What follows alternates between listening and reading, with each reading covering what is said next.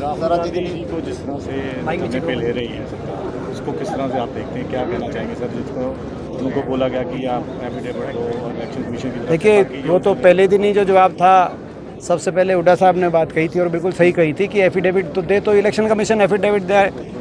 हरियाणा में ही दे दे election commission affidavit की नकली वोट नहीं मिली और वोट की चोरी नहीं हुई। किसी और प्रदेश में दे दे, जहाँ पे हम महाराष्ट्र में, हरियाणा में, जहाँ पर हमारे को तथ्य मिले हैं, और कर्नाटक के एक लोकसभा क्षेत्र में हमें जहाँ तथ्य मिले और हम सवाल पूछ रहे हैं, वहाँ चुनाव आयोग को शपथ पत्र देना चाहिए। मगर शपथ पत्र छोड़ो, चुनाव आयोग तो वोटर सूची की इलेक्ट्रॉनिक कॉपी भी नहीं दे रही, हमें ही नहीं दे रही। क्या देश के मतदाता को, देश की जनता को, देश के विपक्ष को वोटर सूची की इलेक्ट्रॉनिक कॉपी लेने का अधिकार नहीं है? चुनाव आयोग किस अधिकार से मना कर रही है? खुद तो वोटर सूची नहीं दे रहे, दूसरे से कह रहे हैं कि आप शपथ पत्र दो। तो ये इसमें ये दिखाई दे रहा है कि चुनाव आयोग निष्पक्ष भूमिका में नहीं है, भाजपा की सहायक भूमिका में है। हरियाणा में law and order Punjab university के चुनाव को किस तरह देख रहे हैं? पंजाब यूनिवर्सिटी के चुनाव में एनएसयूआई जीतेगी, हमें पूरा विश्वास है। जो चंडीगढ़ में विजिट रही है हमारे राष्ट्रीय अध्यक्ष एनएसयूआई वरुण जी की, पिछले 2 दिन से लगे हुए हैं, सभी जगह अलग अलग बैठक करके पंजाब यूनिवर्सिटी में किस तरह एनएसयूआई की मजबूती के लिए कार्य कर रहे हैं।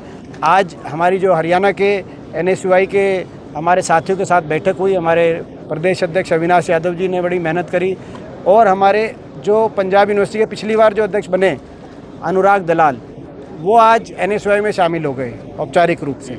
तो ये एक बड़ी मजबूती मिलेगी अनुराग दलाल जी के शामिल होने से। पूरे पंजाब यूनिवर्सिटी में एक बहुत बड़ा एक मजबूती का कारण बनेगा ये भी।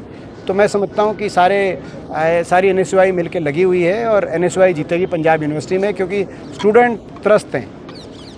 भाजपा की सरकारों से सबसे ज़्यादा अगर विरोध की चिंगारी कहीं देखने में मिल रही है तो छात्रों में मिल रही है। लॉ एंड ऑर्डर को किस तरह से देखते हैं? जिस तरह से पीछे हरियाणा में वीडियो का कत्ल हुआ, किस तरह से केस आए? हरियाणा के अंदर कानून व्यवस्था गायब है, मुख्यमंत्री जी का नाम नायब है।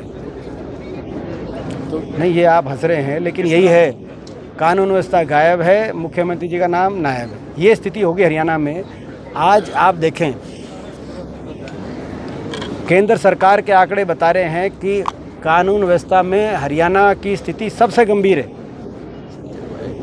और मर्डर में देश में नंबर 1, फिरौतियों में देश में नंबर 1, नशे के मामलों के इजाफे में देश में नंबर 1, महिलाओं के ऊपर अपराध में देश में नंबर 1, बहन बेटियों क्या बुरा हाल है, किस तरह ओपन फायरिंग हो रही है हरियाणा के अंदर, किस तरह गैंग और संगठित अपराध यानी कि गैंगस्टर किस तरीके से जेलों से, विदेशों से फिरौतियाँ मांग रहे हैं, और कोई नियंत्रण नहीं है इस सरकार का।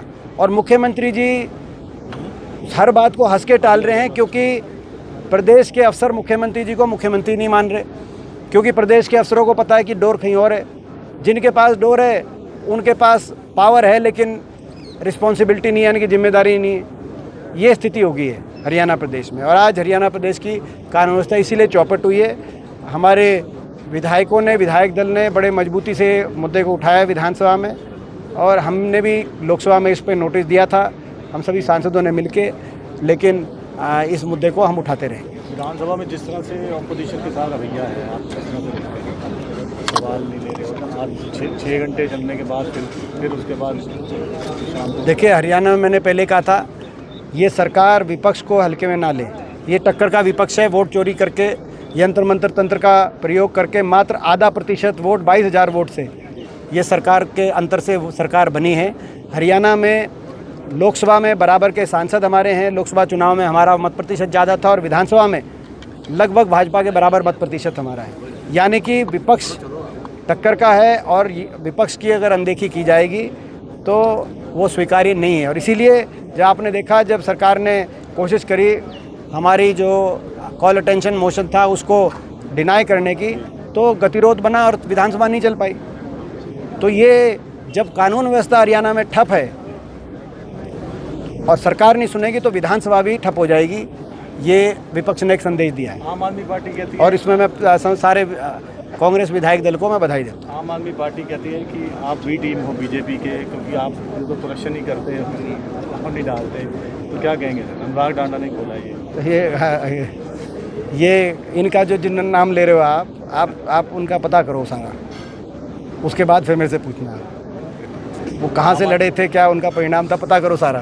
केंद्र कंटेंशियस बिल अमित शाह लेकर आए हैं, उन पे आप लोगों का क्या राय है? नहीं, कोई कंटेंशियस नहीं है, ये गलत बिल है, सर इधर देखिए, कैमरा ये कंटेंशियस नहीं है, ये बिल्कुल ही गलत बिल है, ये अलोकतांत्रिक बिल है, लोकतंत्र पे बड़ा हमला है, ये लोकतंत्र पे बहुत बड़ा हमला है, क्योंकि देश जानता है कि 11 साल से किस तरह की कार्यशैली सरकार की रही है। जांच एजेंसियों का केवल दुरुपयोग विपक्ष के नेताओं को निशाने पे लेके जाने का रहा है और विपक्ष की आवाज़ को बंद कराने का सरकार का प्रयास रहा है। और अब उसी प्रयास को आगे बढ़ाते हुए लोकतंत्र का गला घोटने की तरफ, लोकतंत्र की गर्दन की तरफ सरकार ने हाथ बढ़ा लिए कि कोई ईडी किसी को गिरफ्तार करेगी तो उसको बर्खास्त कर दिया जाएगा। यानी कि झारखंड के मुख्यमंत्री हेमंत सोरेन को अंदर किया था, वो बर्खास्त हो गए होते, अरविंद केजरीवाल बर्खास्त हो गए होते, डीके शिव कुमार बर्खास्त हो गए होते।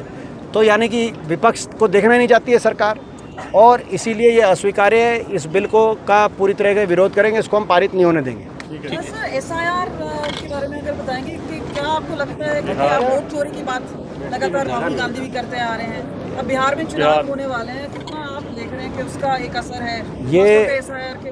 निश्चित तौर से, ये मैं पहले भी कह चुका हूँ, ये बड़ा मेन क्वेश्चन था, ये सबसे आखिर में आप लोग भूल गए थे। देखो हमारी बहन को याद आया, ये मेन क्वेश्चन था, क्योंकि वोट चोरी हुई है, बड़े पैमाने पर इलेक्शन कमीशन और भाजपा ने मिलकर गड़बड़ घोटाला किया है, और बड़ा गड़बड़ घोटाला हरियाणा में भी हुआ है।